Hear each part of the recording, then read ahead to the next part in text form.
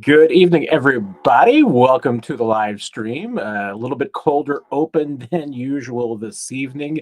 No schedule, just popped out of the blue. So hopefully, a few of us will be. You will be a few of us. A few of you will be able to join us tonight. Might not be as long this evening. We do have. We've got the second OTA on Wednesday. Might even try to squeeze in if we can. If we don't get the full 2 hours tonight, might do an hour tonight and try and do an hour later in the week. So if there's any questions that pop up from Wednesday's availability that you've got them, you can fire away then, and maybe we can touch on some things ahead of time.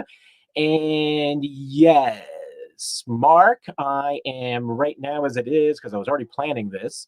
I was getting ready to open up because, as we all know from Nick's explanations, I usually have about 45 tabs open at any point in time. So I am opening up Gamecast of that so I can keep a track of Jack. It's another reason why we're going to do a short show tonight because I imagine that the Royals game is going to be doing a pretty good number tonight with the debut of Jack Caglione. I mean, I know Bobby was a big deal, but I mean, Jack's a pretty big deal too. And hey, is this? I don't know if either one of these guys. Jack might get closer to the Mahomes hype, but I don't even know if that's. I don't know if anybody's going to get close to the Mahomes hype, but Jack's pretty darn close. This is a pretty sweet deal that we've got going on. And did I see Bobby got things off to a hot start? I shouldn't say anything for spoiler purposes and everything, but just wanted to make sure I haven't missed anything. Oh, is Jack up top of the second to start things off? All right, we'll have to keep our eyes on that. So maybe somebody will have to, if I don't see it, you'll have to mention it in the comments what Jack's doing. But yeah, as always with the Q&A though, whatever is on your mind is what we're going to talk about tonight. So don't have a lot of things to talk about. There's always, there's things to discuss, but until the pads come on, West, as you point out, Weston, we don't have a full lineup of things to possibly talk about. So let's have some fun. Scott, surprised that there's many people in here with Jack's Minbelt debut tonight. I'm kind of the same way, Scott. So but I understand there are some football hardcores out there. Many of you are going to be doing both. Yes, I did see correctly then, Scott. Yes, Bobby Wood has homered already. So let's get into it. And Chris is starting us off with a two-part question. If it was up to you, would you rather renovate? And I see there's one out in the second. So I guess Jack made an out. What do we got there as I interrupt the question? Jack lined out the center. Ivan Curry lined out. I'm interested to see how hard he hit that ball. Little knuckle curve action that he took a shot at. But all right, 0 for 1. But onward and upward here for Jack Caglione. So, but back to Chris's question. If it was up to you, would you rather renovate Arrowhead or build a new stadium? And if you want a new stadium, where would it be located? The $1,000,000 question there, Chris. And I mean, my personal thoughts, and I don't know if professionally, I'm not sure that I have any thoughts. I mean, the Chiefs and the Royals can do what they want to do. So I don't necessarily have, anything that, to me, that there's anything specific that, professionally, I think that the Chiefs should or could do and what they have to do. I mean, like I said, I've got own personal thoughts and choices on this, which, I think it's best for the metropolitan area that the Chiefs have a new stadium, just because I see the value of a dome stadium, and that's what it would have to be. If you're building a new stadium in Kansas City in this day and age, it needs to be a dome stadium, whether it's rolling roof or retractable or whatever it is. It needs to be something that can do what Kansas City would do great, which Kansas City would do a Final Four. Honestly, let's face it, if Kansas City had a dome stadium, Final Four should be in Kansas City like no less than 1 out of every 4 years. Kansas City would absolutely knock that thing out of the park. So would love to see that. I mean, frankly, I mean, the NFL has a standard that if you build a dome stadium, they will come. So, sort of should a Super Bowl come to Kansas City if they build a dome stadium? I know a lot of people wouldn't like to see that nationally because it's a cold weather city. It would be a difficult event to pull off. There's argument about whether or not Kansas City has enough resources and space to pull off a Super Bowl. I think Kansas City could, so I've got no issues there, but required a dome to get there. I mean, I do believe that another huge part of it in New Orleans is an exception to this rule because I was just in New Orleans. New Orleans is one of the largest convention cities in the country because they've got the space. The convention center in New Orleans is absolutely freaking huge. I don't know what the square footage is. I haven't looked it up. I wouldn't be surprised if it's twice the size of Bartle Hall, though. So, that's one reason why, New Orleans gets conventions that other cities can't is that my understanding, I think that there's only like 4 cities in the country that have the convention space that New Orleans does. It's Las Vegas, Atlanta, and Orlando. I think those are the only cities in the ballpark. Kansas City's in another tier, hey, and Kansas City does a really great job competing on that. But if you're going to build a dome, a great reason why is that it's a big part of convention space. But if you're going to do it, a dome needs to be next to a convention center. Is there a convention center in Kansas City you'd put a dome next to? No. So you're probably building a convention center around the dome. Could that be something that you did at the sports complex? Yeah, you got enough space out there. I don't know if a convention center is a build it and they will come destination. I mean, for a convention space, you'd like to have other business and everything around it. And obviously, we know you build it and they will come did not work at the Jackson Sports Complex. So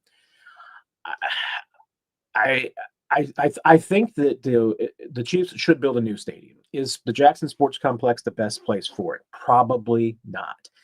Now, there is discussions about maybe adding a convention space out to the Legends, and obviously that is a location where the Chiefs have been rumored and discussed.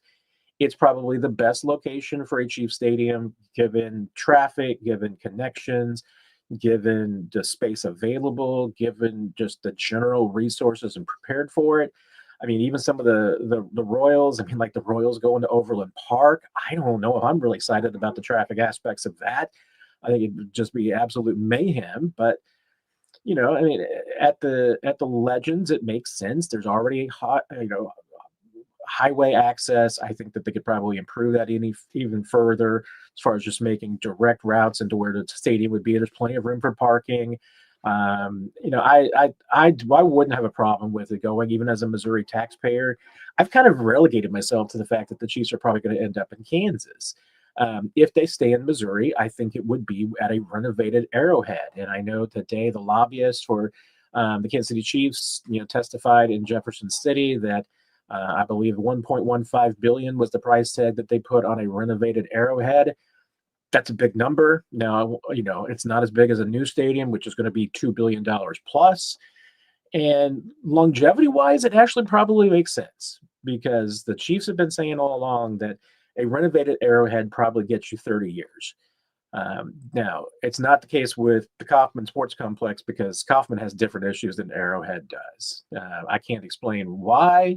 I know what the reasons. I just can't explain the technical reasons why Kauffman has not aged as well as Arrowhead had. Just why the concrete has not held up as much. Why Kauffman is it just purely maintenance? I do not know. But I know that Arrowhead is obviously in better shape and condition than Kauffman is, so the two teams are in a little bit different situations that way. But I don't know. I mean, bottom line is, like I said, I don't know. I mean, I think I would prefer a new stadium. I think that makes sense over a renovated Arrowhead.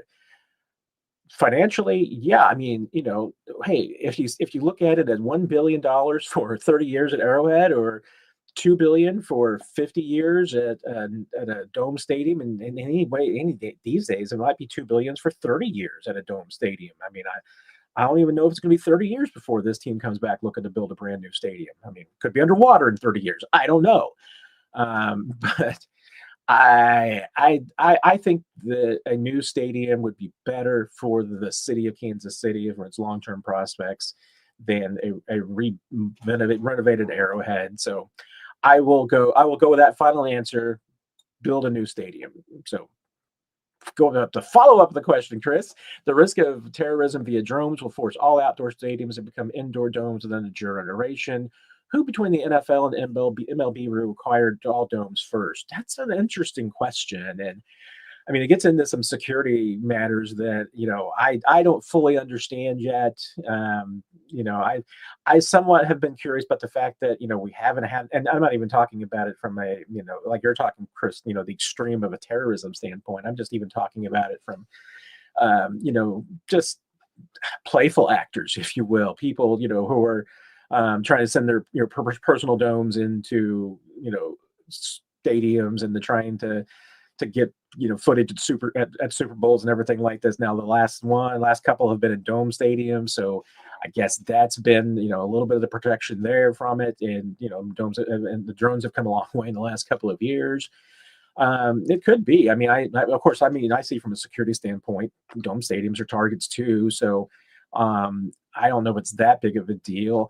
I mean, I would imagine. I mean, if any league was to become all dome first, I imagine it would be the NFL, because at some point they're going to get tired of weather affecting too many games, and and I get it. Football's supposed to be played outdoors, so I'm with everybody on that one. I mean, it hurts me to even say that the Chiefs should be playing in a dome because Kansas City's supposed to be football outdoors, but you don't want to see fans, in extreme cold. You don't want to see games being lost, because of the weather. I mean, if anything, if you're a Chiefs fan, you probably want good weather at a home stadium because and for the short term, because we know that Patrick Mahomes just eats up domes. So for the most part, I mean, let's throw out the last Super Bowl out of the equation, but that's I mean, if you're rooting for your own self-interest, you'd almost want a dome for that purpose. But I think at some point that the NFL is going to say, hey, we need to put these games in domes. We don't need fans putting themselves in danger. We don't need to have these TV products in danger of not being played because of weather. And I get it; it's not that common, but it's becoming common enough now that I think that the NFL wants some time, security. I mean, even if they had to play a game indoors without fans because there's a blizzard, I think they would prefer to do that to make sure that they hit their TV windows than anything else.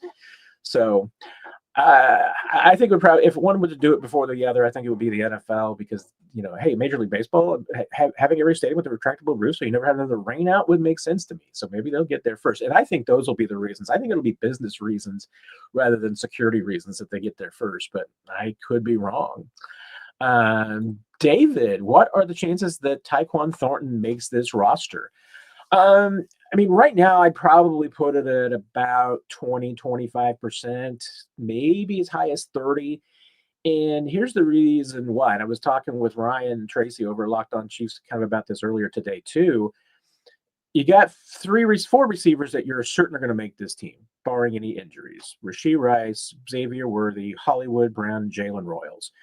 I think Juju, I would put anywhere from 60 to 80% on Juju right now. I mean, there's a chance that age and the knees have caught up to Juju, and he's just not what he used to be. Chiefs didn't get to really fully experience Juju last year with the short time that he was here. I say short time, even though it's there basically the entire season. But he didn't have a full season of work, as far as being built into the offense. They just had to kind of throw him out there and hope for the best. And even though he had like a year of background, I mean, still that year away was enough that there's still more catch up to do. And, I don't think that was ever the best situation for Juju. So this year will be different. I mean, he'll get a chance to really kind of settle in and find his groove. Oh gosh, if nobody's pointed out yet that I was on the wrong microphone, well, it's been fixed. So, should have checked the comments on further down to see if anybody figured out that I was sounding like it was a little off there.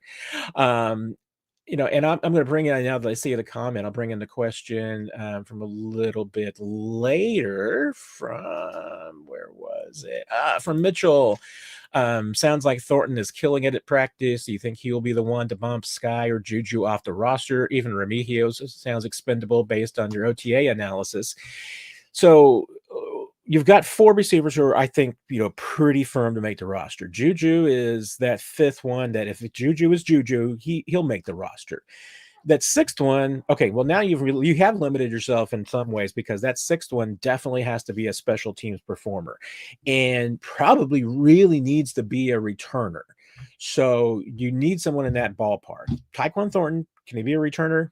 Yes, he's been a kick returner. There's no concerns there. He's got plenty of speed for it. Is that the first choice? I mean, I think that the Chiefs, prefer returners that look more like a Brashard Smith or even a Nico Remigio, because Nico is running back is kind of what they want there, what Dave Toub likes in that position, especially with the new rules. That's what really kind of makes it that way. And let's face it, I mean, Nico at, his size, 5'9", 190-ish, I mean, he is kind of more of a running back than a receiver body. He's just a good returner. So you'd probably say Remigio's a little bit of an edge there because he is a punt and a kick returner. Skyy Moore has a little bit of advantage because he's a punt and a kick returner. But based on what we've seen thus far, I mean, I think you would go with Remigio over Skyy. That's why Skyy, I think, has to outplay Nico significantly to win that job. Now, who else is competing for it? Tyquan Thornton is absolutely in that ballpark, and we've seen Tyquan's speed. It's for real. Now, I will say, from talking to people in the organization, people who saw all 3 practices last week instead of just the one that was open to us in the media, we saw Tyquan's best day. Day 3 was his best day. So day 1 and 2, maybe not as good as day 3, but he really shined on day 3. That's great. So now we need to see him back it up. He needs to go out there this week and, days 4, 5, and 6 and back up what he did on day 3. That's how he's going to make a roster. And he's absolutely in the conversation. So, we talked about Skyy, Nico, Tyquan Thornton, Justin Ross, who was not out at practice the other day, is in that conversation. Jason Brownlee is absolutely in that conversation. So those 5, and I'm going to run down, make sure I'm just not missing anybody else. I mean, I could bring in a Justin Holiday, who was the receiver that was signed after the mini camp tryouts.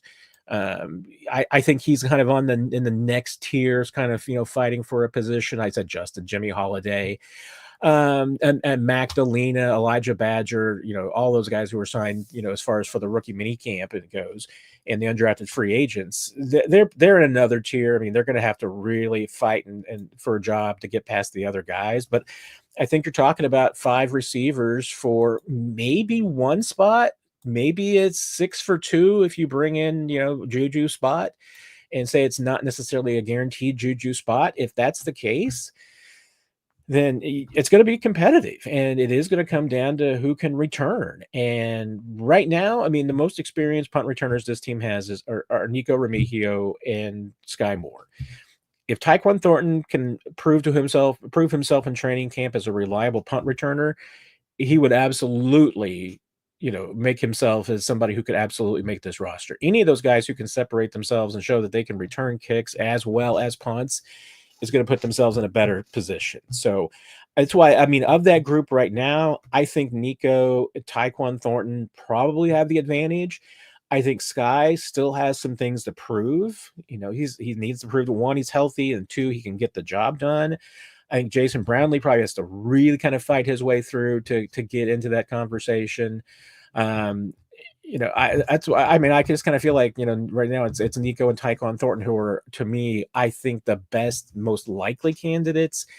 I mean, Justin Ross is never going to be a returner. So, I mean, if he gets that 6th spot, then, you're still looking for returners. So that's why I'm not sure that he's that much in the conversation for me. And now I firmly believe that the Chiefs probably view the situation differently than I do when it comes to Skyy Moore. I mean, Skyy probably doesn't have to prove as much to them as he would to me to win that job. So we'll see what happens, especially once we get to camp and kind of how everything shakes out. Right now, I mean, during the OTAs, they were giving a lot of opportunities and looks to everybody. And without Rashee and Hollywood there on Thursday, that's just extended it, 2 more, 3 more, maybe even 4 more receivers who are getting first team looks. So right now it looks like there's a lot of guys getting first team looks and reps.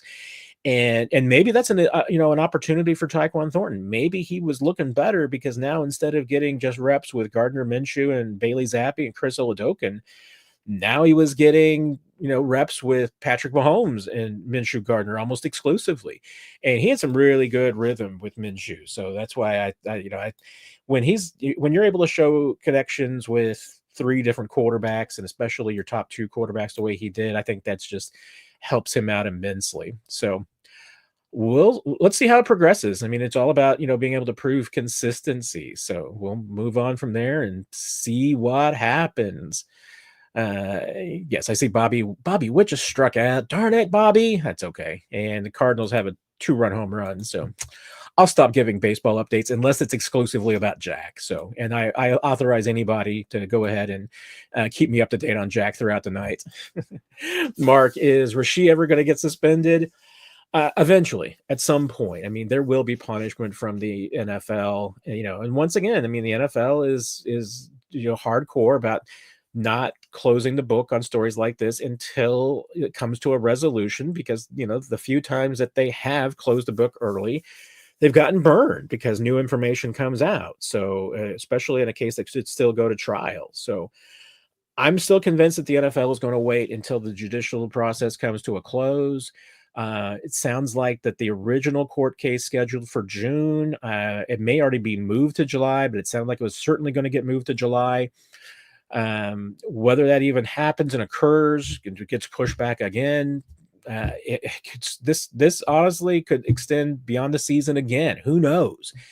I will tell you once again, I mean, from talking to people in the organization, there's optimism that when it's all said and done, that the suspension is going to be closer to 2 games than it is 6 games. And whether that's right or not, maybe it's smack dab in the middle at 4. We'll see. Maybe it's going to be 6. Maybe it'll be 8. I mean, you can never tell what Roger Goodell and the NFL are going to do. I mean, there's just too much unpredictability there.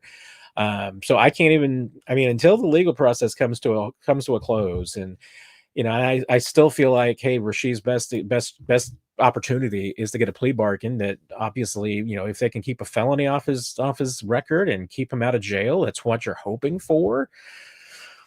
But he's gonna have to be held accountable and responsible. So I mean, there could be other reasons why Rashee Rice misses time other than being suspended. So that's still in play. So there's still so much to this that's just still in motion and progress. And I mean, we really, I don't know that there's really a good comparison to the NFL as far as, how they may deal with the punishment on this one. So maybe the Chiefs are right. Maybe it is going to be a, 2 to 3 game suspension and it's not that big of a deal. Maybe it happens in 25.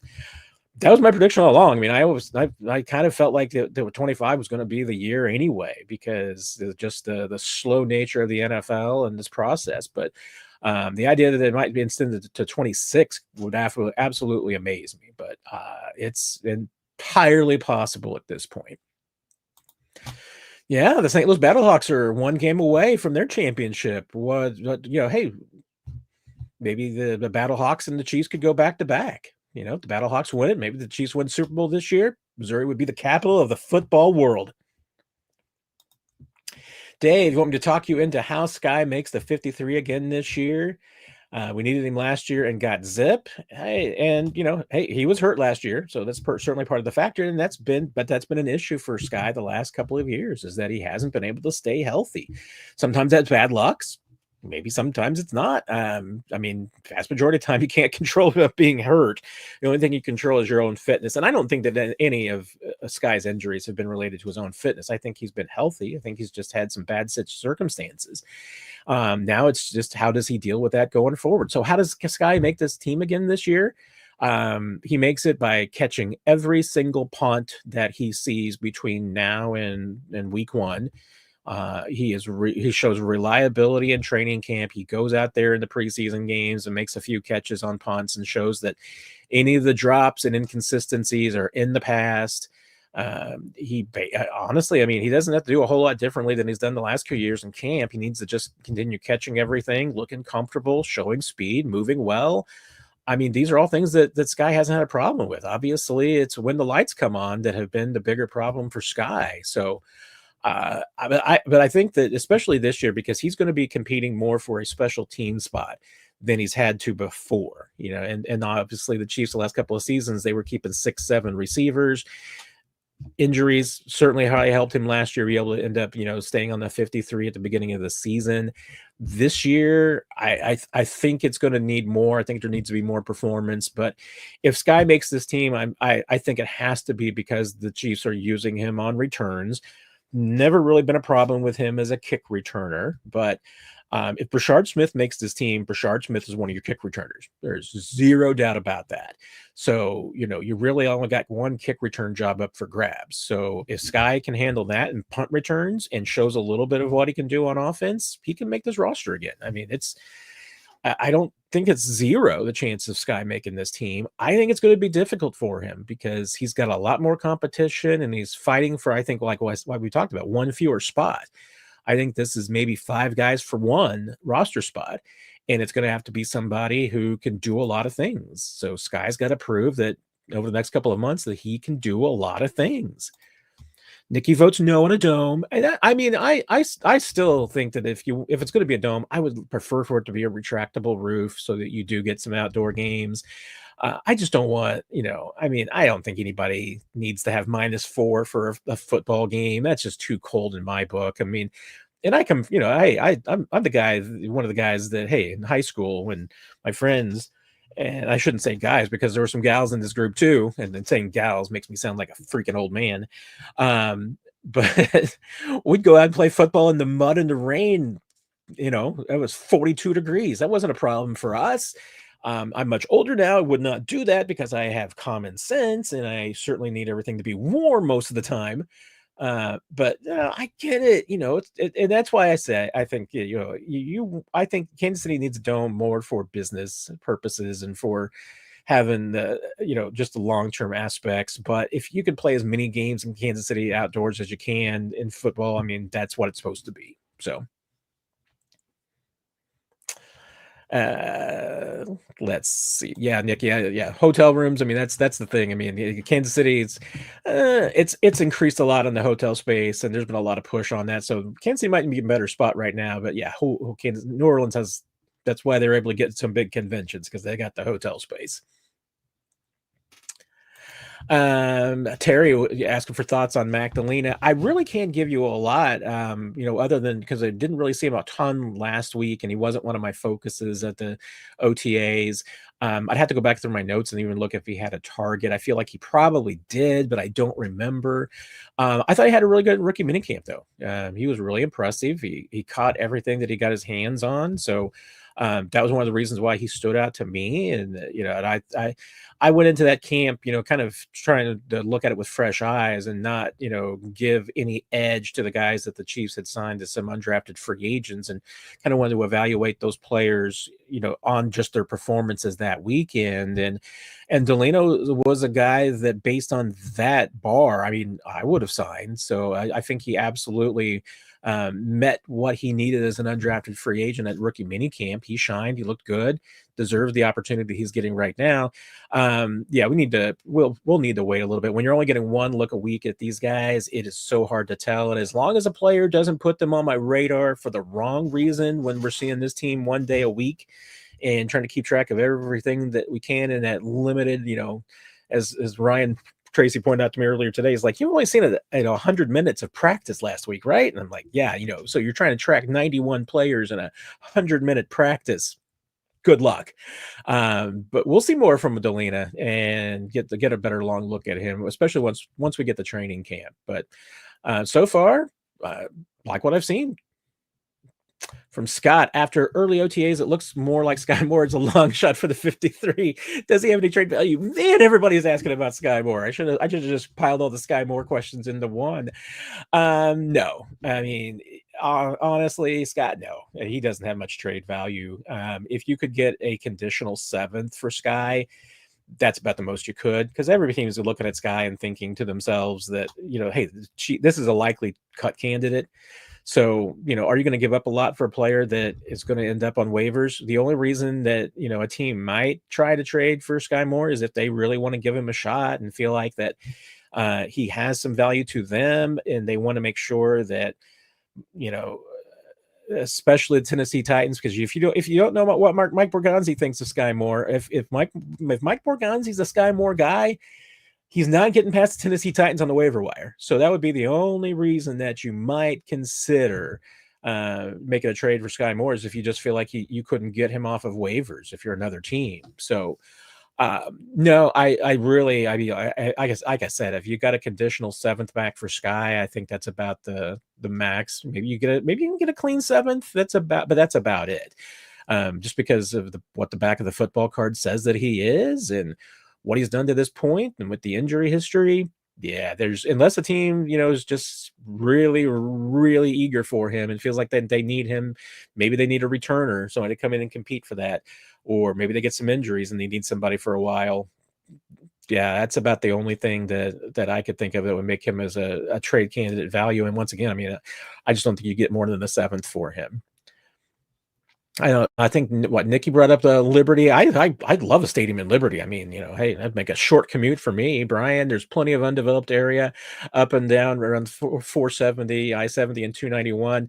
There is, and honestly, if the rumor over the years obviously had been that if the Chiefs ever moved out of Jackson County and stayed in Missouri, the area where it seemed like they were most likely to end up would be along the 435 corridor up north, and really kind of north of 210. So the World's a Fun area, and then further up towards Shoal Creek. And why was that rumor? It's because that's where Hunt Midwest and the Hunt family owns a lot of ground, so they could put a stadium up there on their own land and obviously make their other land and undeveloped ground very valuable. So that would be a possibility. Only pulling on my old background in public relations back when I used to work in the construction industry and public relations. I know that part of the problem, like Brian, you're talking about in that area, and along 291 north of I-70, lot of rock over there, and so I don't know if there's really good buildable ground where they could put a stadium. And again, location. I don't know if that area is any better served than the Truman Sports Complex. Building that They Will Come didn't work for that. I don't know if it would work for that area. The Northland is growing, so I could see why that might be an attractive area. But I'll tell you what, I mean, this time around, there really hasn't been a lot of focus or talk about, the Chiefs going up there. So we will see. Yeah, and then yes, Nikki, what the stadium looks like after Mahomes retires could be a question. Let's see, going through what else. What else is on everybody's mind here? Oh, we got more Skyy Moore questions. Bobby used to hear the Chiefs were reluctant to drop Moore because he was a second-round pick. Does Thornton going 5 picks higher than Moore at the same position make that decision easier?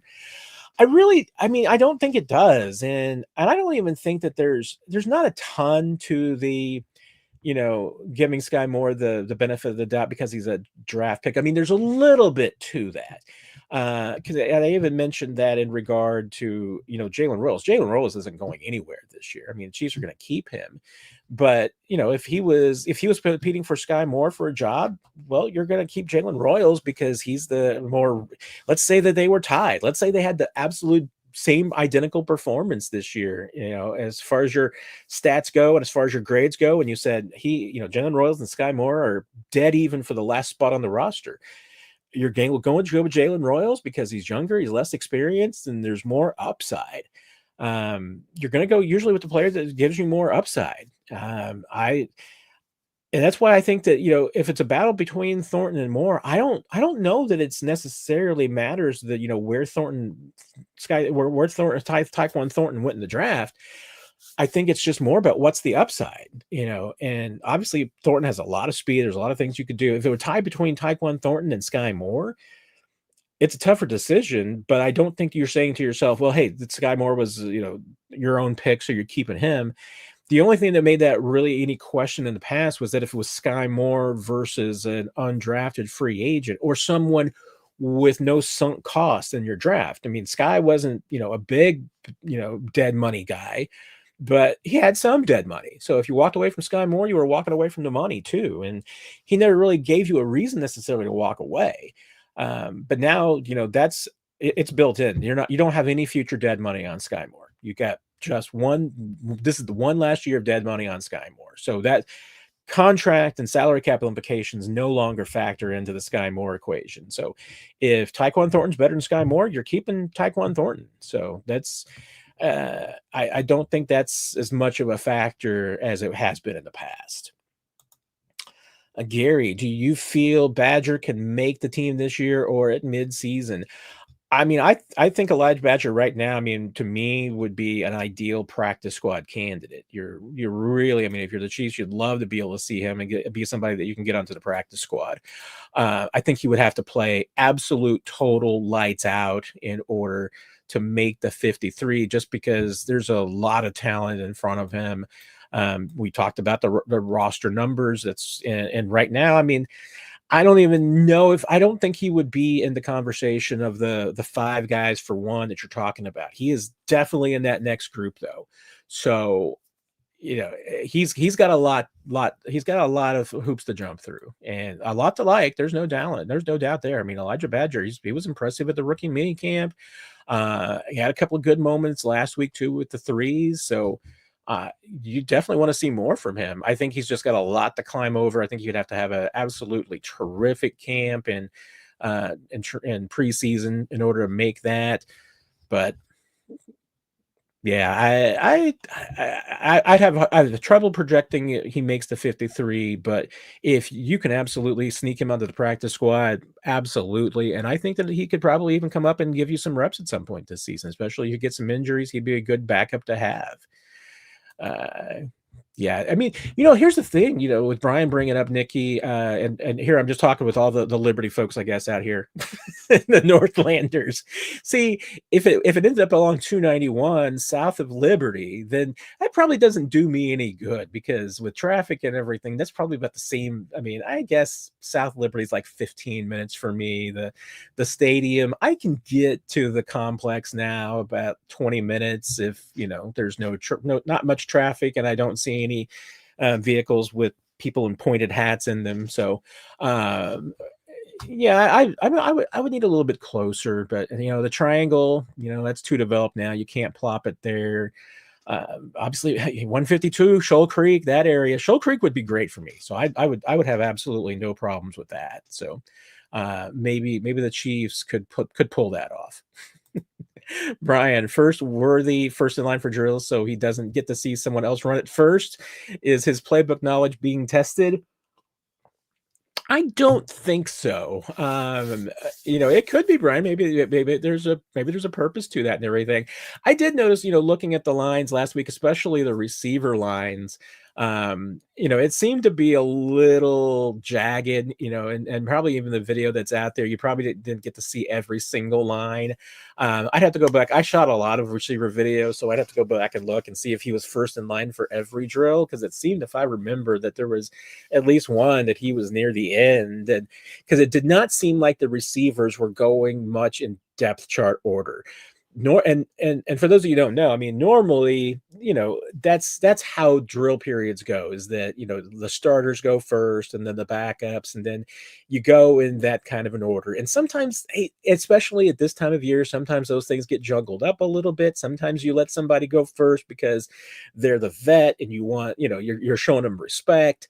And Chiefs receiver line, it's very democratic over there. There's no hierarchy for the most part. I think part of it's because they're all so young, and other than Juju, who's the unk of the group, I mean, there's nothing, that's like, there's no pecking order or hierarchy. And maybe that's especially true when Hollywood and Rashee aren't there. But I just felt like it was fairly well jumbled. Could it be that, hey, they're telling, Xavier to go first because they want to see him? Are they telling him to go first, or is he choosing to go first because he wants to set the tone and he feels like it's up to him? I mean, there are times that coaches absolutely want a certain player maybe to go through a drill first, because they want them to set the tone, whether it's with, speed, whether it's with tenacity, grit, toughness, whatever it is. I mean, sometimes you want that. And as a player, sometimes you're the one that wants to set the tone because you're like, hey, wait a minute, guys, yesterday practice was a little ragged, so we need to step it up today. Maybe you're the guy that wants to go through the drill first because you want to put a little extra oomph on it and and just hey, set the tone for the day. So I don't know. I will watch it. I'll go back and look at my tape, Brian, and see if there's anything that stands out to me. And I'll watch this week about the rotations and see if there's any difference there. And I see your other question, Brian, is it just me or is Veach grabbing every left tackle in sight still? It seems confidence is not as reported. I think, and I still wouldn't be surprised if Brett Veach signed another, potential left tackle because he, true to his word, what he said back at the combine at the beginning of March was it's about throwing numbers at the problem. That's what they have to do in this situation. They're in a spot where they have to throw numbers at it.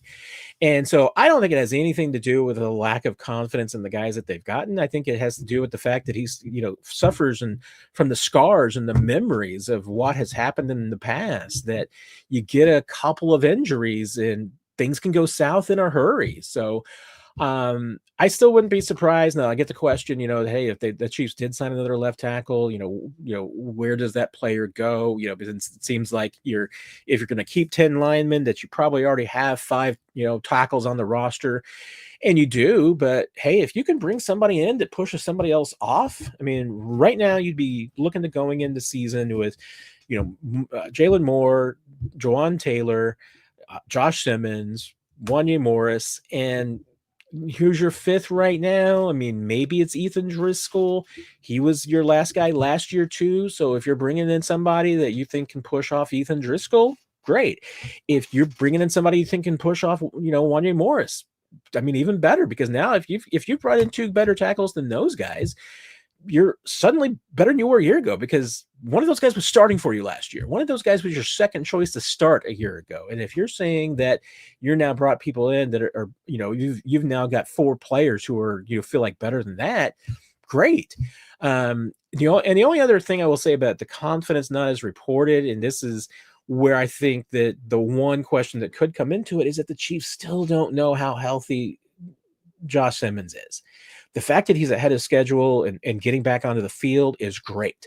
But what we don't know, and the Chiefs don't know, and Josh Simmons doesn't know truly, is just how much of that game strength, how much of the stamina, how much of the push off, how much of the base, how much of all of that is still there for him and isn't going to require, a full year of knocking the rust off to get there. Because once again, I mean, there's a difference between returning to play football and being able to play football at the level that either you're accustomed to or the level that people expect you to. And Charles Minihue dealt with that last year. Every player coming back from a knee injury, especially on the offensive and defensive line, has that. So that to me that's the catch, is that you've got to be able to have that, and we don't know.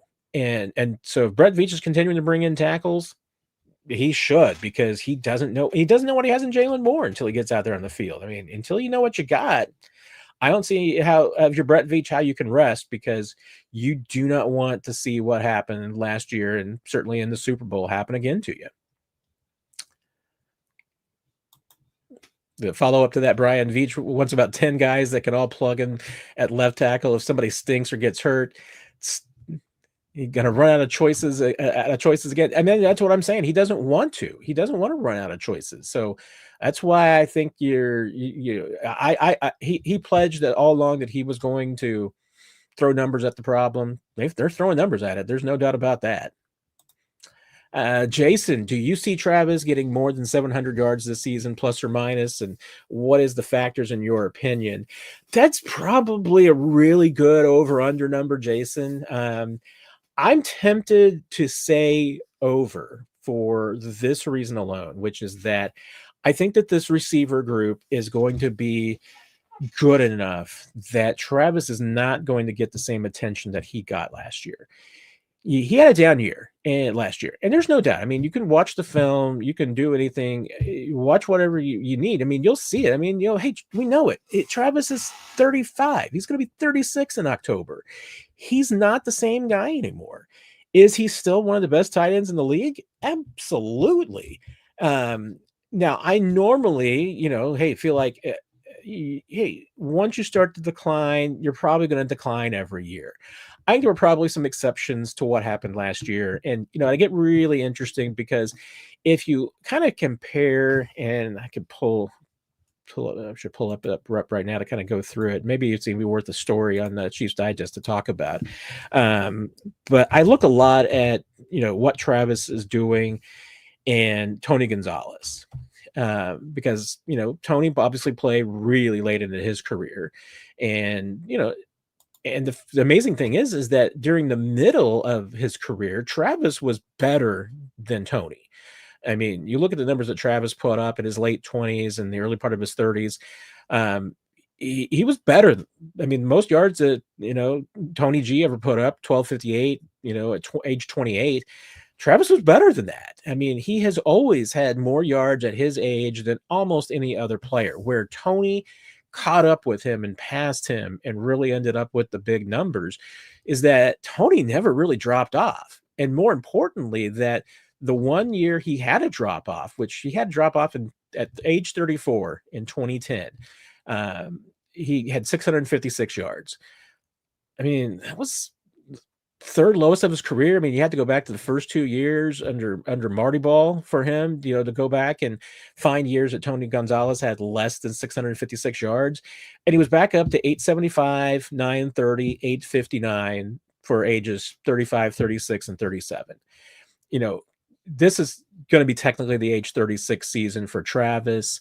Last year, and I'm trying to remember what he had on top of my head. He had 823. So, amazingly enough, for their age 35 seasons, 823, 875, he and Tony G aren't that far off. So, and Tony Gonzalez at 36 had 930.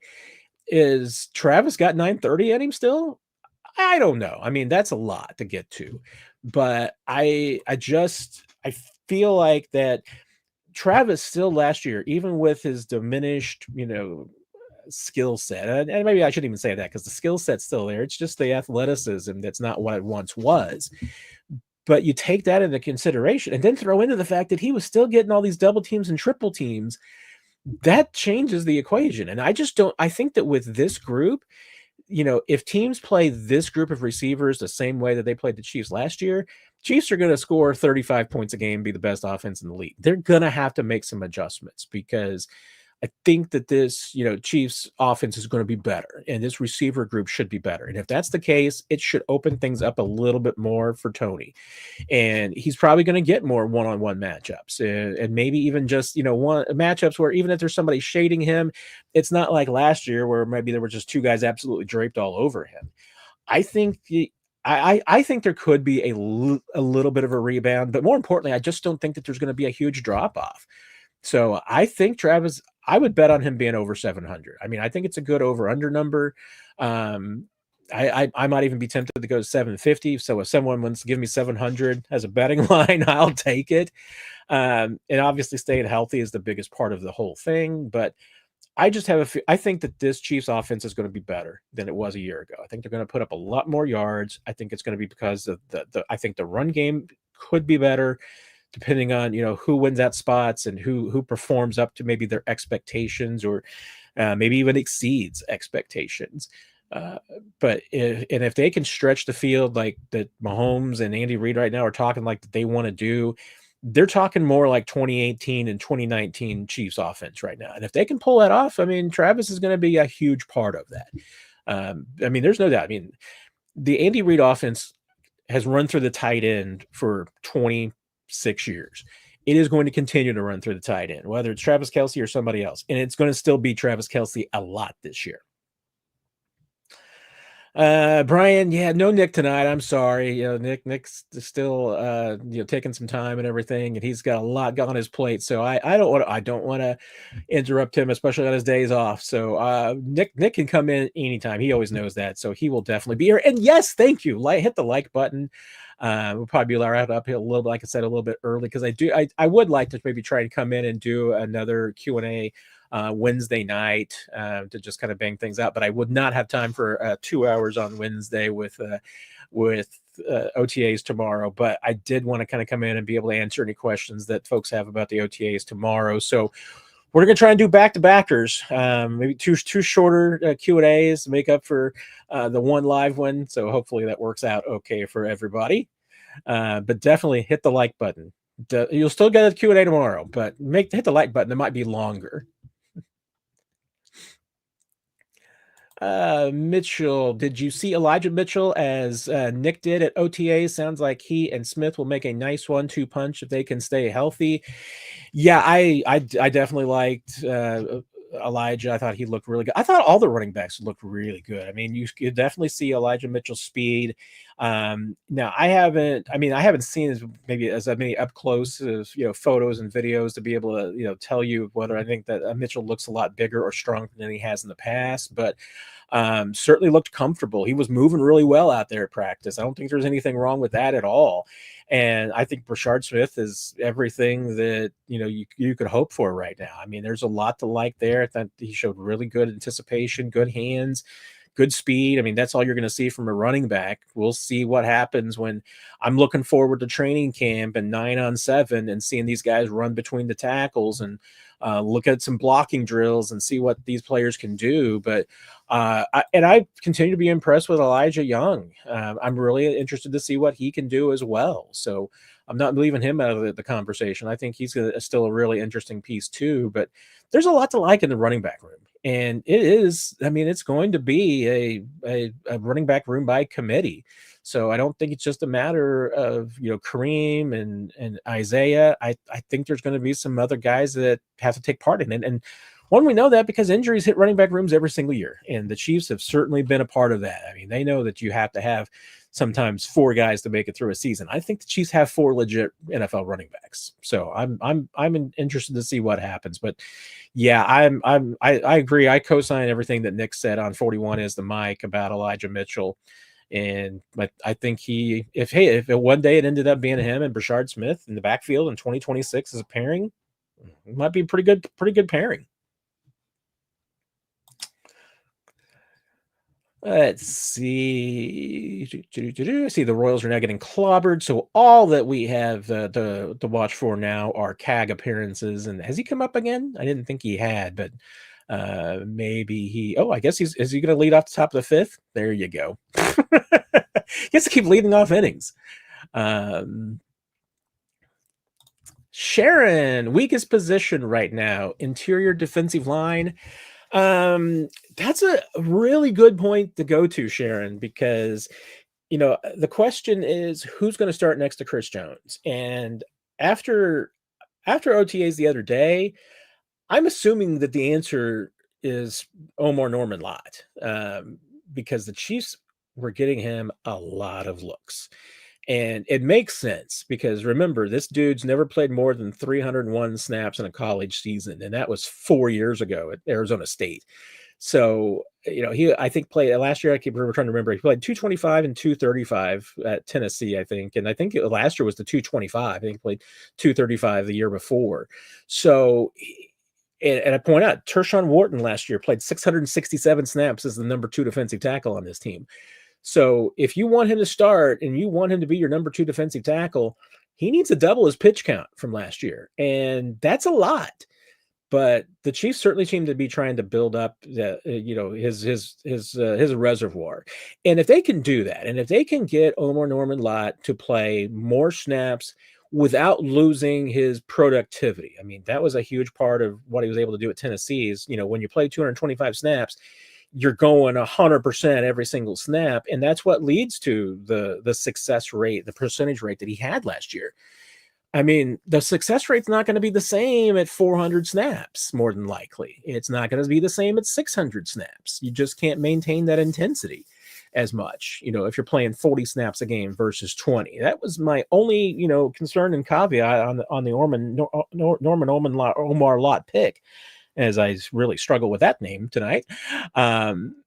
So I don't think it's I don't think, I mean, I don't have any criticism of the pick. That's just the only downside to it, is that you really don't know what he is going to be when he is a expanded player as far as workload goes. Chiefs are building up his count though. So we're going to find out. They're going to play him as much as they possibly can, get him as many snaps as they can, see if they can wear him out and how it affects his productivity. If they can play him a lot without sacrificing a lot of productivity, you're going to see him play a lot. And if he does, then it only strengthens that position, because, right now I just look at it as like, okay, who's going to give you the snaps that you lost? You lost 667 snaps from Tershawn Wharton, and those were some really good snaps, especially as far as getting out of the passer. How many of those can Norman Lott, my goodness, how am I getting his name so wrong tonight? How many of those 667 can he give you? How many are you going to get from Jerry Tillery? You can't really count Mike Pennell snaps, because Mike Pennell took Mike Pennell snaps last year. You got to get those from somewhere else. And so, hey, if you're able to get 60, 67 of Tershawn Wharton snaps, you're able to get them from Norman Lott and you're able to get them from Jerry Tillery combined, then maybe you're going to be okay. I mean, I think you still want to be better and you want to be upgraded there, but if the productivity of Norman Lott is better, then yeah, I mean, you're halfway at least there to maybe getting a little bit of an upgrade on that spot. But like I said, Tershawn Wharton was really good last year. So, unless those two guys can combine for, 6 sacks on the season and get you a bunch of hurries and match the numbers that Tershawn Wharton had in those, then you're worse than you were a year ago. And I love me some Mike Pennell, but at some time, Mike Pennell is going to be looking like the old man that he is. And I say that with the greatest of respect, because, the fact that Mike Pennell can do what he's doing out there at his age and be as productive as he has been, it's impressive. So I'm never going to say anything bad about Mike Pennell. So, but and then you've got a bunch of guys that you really don't know what you got. I mean, is Fabian Lovett, Marlon Tui-Peluto, can one of these guys step up and give you snaps and be a part of that group? It's hard to tell. So we're going to find out though. And no, Julie Gilly, of course, nothing matters until the pads come on. You are absolutely correct. Worldwide, who's replacing Joe Thuney? I mean, right now it's Kingsley Suamataia. And to Julia's point, we won't really know if that's working out until the pads come on. So to me, until it's late July and early August, we really, really don't know about what you're getting out of Kingsley Suamataia. And that, Mike Caliendo is going to be in that equation too. Be interested to see if they actually split reps and snaps. I mean, we only got the one look at practice. Andy Reid's been talking about that Caliendo is in that conversation. Right now, they don't have to have that conversation about who's getting snaps where and how many, because with Trey Smith not at OTAs, there's a spot for Caliendo to go ahead and play. I still want to see Hunter Norzad get some snaps. I just think that he's got a lot of potential that you need to invest in and see what you got there. I really like him as a player, and he looks stronger than he was a year ago. So I'm interested in him too. So Steam Demon, just go ahead and build in Kansas. Not a question. So, but I once again, I applaud the use of the question marks just to get me to put it on there. So just giving you a hard time, Steeman. I mean, I feel like that if it's a new stadium, I think that the Chiefs are going to Kansas. I mean, that's just how I think it is. And if not, then it's a refurbished and renovated Arrowhead. But maybe it's not going to matter, because if the Missouri legislature, I know the House committee today passed it, but the 6-3 vote, that's just step one. There's still a lot of ways to go. And I'll be honest, I just based on what I'm hearing out of Jeff City and the people that I've talked to, I'm not super optimistic that this thing passes. Now there's 2 more weeks to go in the special session. There's a lot of negotiating to do, and there's other pieces to it as well. But if the opposition that's in place right now holds to it that there needs to be a significant tax cut to pass the stadiums, it's not happening. So we'll see. But I'm less optimistic than I was a few months ago. The I mean, and even then, a few months ago, I wasn't super optimistic. I feel like that. I mean, the Chiefs are just going to Kansas. I think it's the bottom line to it. And and I'll throw this out there. I mean, there are some people in Missouri, including in the legislature, who will tell you that they don't see a difference between the Chiefs being in Jackson County and the Chiefs being in Wyandotte County, because they're still going to be the Kansas City Chiefs, and they feel like that moving 30 minutes away doesn't hurt Missouri because Kansas City is still going to be a big league town and Kansas City is in Missouri. I don't know that I can get behind that kind of logic, but there are absolutely people in Jeff City who subscribe to that and think that.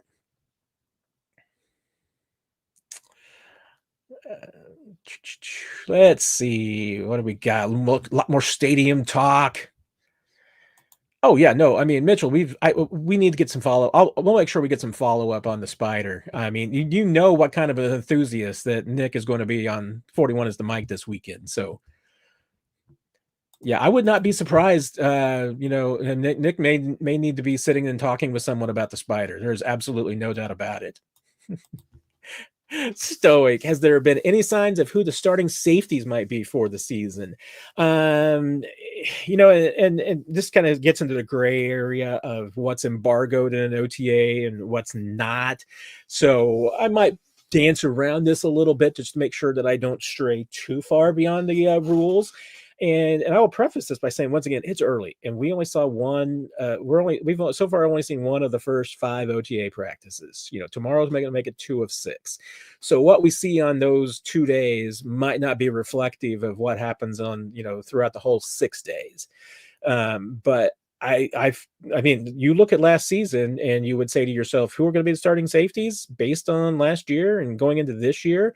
I would say Jaden Hicks and Brian Cook would be your starting safeties, with Chamari Connor being your third guy who's going to play a lot of slot corner and may just be your, the Chiefs are going to be in nickel and dime a lot, and Connor is probably going to be in that nickel or dime situation a lot. And I, at least at my one day, I haven't seen anything that dissuades me from that. I think Jaden Hicks is your best strong safety.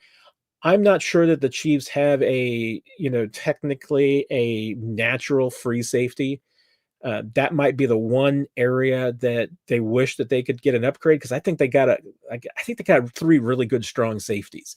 Brian Cook can be a free safety too. I don't think it's his forte, and I think that his ability to play free safety, I think, comes from the fact that he may not be the fastest guy, but he's a quick guy. And by the way, what I mean by that is that he reads situations quickly. He reacts quickly. He's a big guy. So when he's running at full strength, I mean, that's why he's a missile, because you do not want to get hit by Brian Cook when he's got a full head of steam, because he's got speed, but he's got mass too, and that's what creates the energy on his hits. I mean, it's the speed times the mass, that's what gets him there for that energy on the hits. And so that's what I expected going into it. I have not changed my opinions. Nothing I have seen thus far has changed my opinions on that. It's honestly, a lot of it's going to depend on those guys. I mean, Jaden Hicks, I think, is pretty safely going to be one of your starters, just based on what you saw last year. I can't see him taking a step backwards. And last year, he was your best safety, I think. Brian Cook, if Brian can get back to the player he was before the injury, especially just as far as the speed and the comfort and the movability out there, he's going to be a starter too. And that's what I think you're banking on as the Chiefs for your secondary, is that if Brian Cook is back and healthy and can give you the Brian Cook plays from a couple of years ago, along with his just experience that he's picked up along the way, that's going to be a good player. And Chamari Connor continues to develop too. It's just that Chamari Connor, is a defensive back. That's what he'll tell you. I asked him at the Super Bowl, what's he consider himself? He's like, I'm a defensive back. I'll play anywhere. It doesn't matter. And he's really good at a lot of those spots. So that's how I see it shaking out right now. I mean, obviously Mike Edwards is a great backup to have. I mean, if Mike Edwards is your number 4 guy, you've got a really good safety group right there. And Going back to look at my roster, so again, I don't forget anybody. I mean, the Chiefs still have like Deion Bush around, and Deion Bush is, hey, if he's a break glass in case of emergency veteran on your practice squad and a guy you can call up periodically to help you out on special teams and be there for the postseason, ideally. Glendon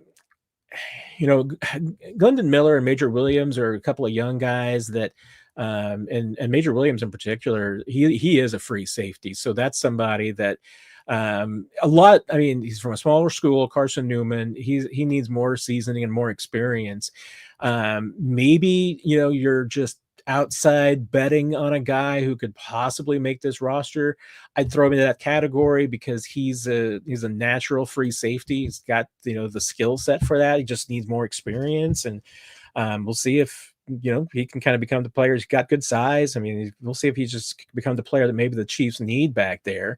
But hey, if those are your top four and, maybe you find a young guy who can be your five, you're probably going to end up with 6 and 4. I mean, that would be my guess as far as 6 corners and 4 safeties. And so then if you've got Deion Bush and a young safety on the practice squad, I think you're fine in that spot. It's 8:03, but Luttrell coming through for the hooray for Q&A day. I mean, I can't miss out on that. So thank you, Luttrell. I love the spider conversation. And I say this despite the fact that I got like bit by a brown recluse on the back of my neck when I was in college, and I still have the scar from that thing. Not fond memories. All right, we're going to finish it up with my guy, Jake Gutierrez. Jake, great to hear from you, friend, and looking forward to talking to you and Steven tomorrow. Who's your favorite to win the Mac Lee Hill Award this season? It's a great question. As I think it's really wide open right now. And I mean, my sleeper pick is Brashard Smith, because I could absolutely see a scenario. Somebody gets hurt, maybe another guy gets hurt, and all of a sudden Brashard Smith steals the running back job and rushes for 800 yards and rides off into the sunset with the Mac Lee Hill Award for Rookie of the Year. But I think this.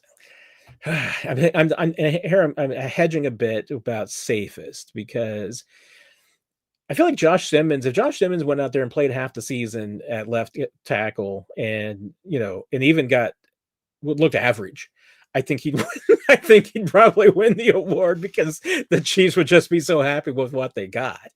But I mean, I'm going to, who do I bet will start early? Who might play the most? And when you think about it from that standpoint, I mean, Jeff Bossa might be one of the more ready players that the Chiefs have, but they don't need him. They need him to be a fourth guy who learns a lot and plays a ton of special team snaps. So I'm kind of leaving him out of my betting opportunity. Brashard Smith, like I said, is going to just kind of need the right kind of dice rolls in order to maybe get his opportunity that he would need to really flash enough to win the award.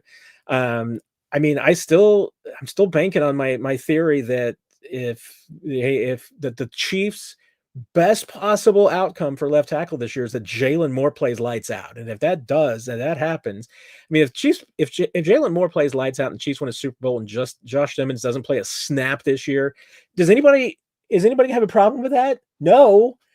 So I just don't know. I don't know when it's going to happen. I don't know if it's going to happen for Josh Simmons this year. I keep coming back to it. I'm like, who's going to play the most? I mean, Noel Williams, he's got a lot of guys in front of him. He's probably, unless things go, unless there's a couple of injuries, probably not starting this year. Probably, just a key backup with a lot to learn. I'm betting on Omar Norman Lott, because I just think that he is going to play early. I think he's going to start early. One of two things will happen with Omar Norman Lott. Either he's going to show the ability to be as productive as he can be. And it's going to be hard to be as productive as he was in college, but let's face it. I mean, if he was half as productive as he was in college, he'd still be a really good defensive tackle getting after the passer. So if he can maintain productivity over 500 snaps, he's going to be a really nice piece for the Chiefs. And that might be enough to win the Mac Lee Hill Award this year. Because I think he would end up probably starting the most games. He might play the most snaps. He could end up being productive. I mean, there's a lot to go there. So if I had to bet on it, Jake, and I hope you're not betting any good money on anything that I say, but Omar Norman Lott is my early pick right now. And that makes me think I haven't done this before. I probably need to do a story before the season about my predictions for who the Chiefs team winners would be. Give me a good idea, Jake. Thank you. I'm going to put that in the notebook. All right. One last question since Mitchell asked, and it's not a very good story. It's just it told me more about the Brown Lecluse story. So I had this bump on the back of my neck and I didn't know what it was. It was just like a bump. I mean, I felt like I was like an insect bite of some sort. It was really itchy, scratched it a lot and everything. So it started bleeding. Problem is that it would just not stop bleeding. And so went to the doctor and was like, what is this? And they were like, well, yeah, it looks like a spider bite. And they're like, pretty sure it's a brown recluse bite. I'm still assuming that's what it was because that's what the doctor thought it was. But this thing would just on and off bleed it did this for like 2 or 3 months. Because I got the bite, I think in August, just before I went back to classes at Mizzou.